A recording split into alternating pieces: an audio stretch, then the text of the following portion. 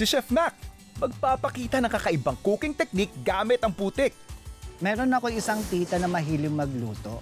Ako yung ginawa niya assistant. Pinagsasalang niya ako doon sa mga buffet niya. Tapos, yun, doon na ako tuloy-tuloy na nagluto hanggang pumasok na ako sa hotel. Mahilig ako kumain and then the same time, tinatandaan ko yung mga ingredients kung ano yon. Tapos, kapag natikman ko na siya, nagka-come up na siya na parang, uy, kahawig to ng nakakain ko. For my adobo sa gata clay pot, ang una kong ginawa is nagtikdik ako ng bawang, and then naghiwa ako ng sibuyas, and then nagdagdag ako ng konting luya, and then meron akong isang sile, and then nag-ano ako ng toyo, tapos meron tayong suka, konting oyster, and then nilagyan ko na rin siya ng gata. Ang ano natin sa adobo sa gata, hindi ko siya nilagyan ng sabaw. Parang ginawa ko siya for marination, tapos binalot natin siya sa gabi and dahon ng saging. After that, doon natin siya babatutin ng putik or clay pot.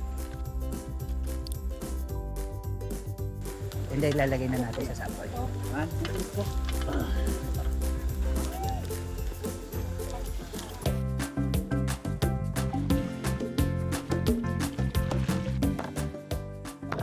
For my chicken binakol in bamboo, meron tayong hiniwang sibuyas.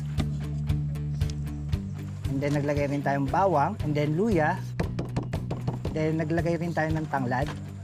Tapos nilagay natin yung chicken. After chicken, naglagay tayo ng patis, then pepper. Ang sinabaw po natin is yung sabaw ng buko. Tapos nilagyan din natin siya ng konting tubig. The other one is yung papaya. Ay!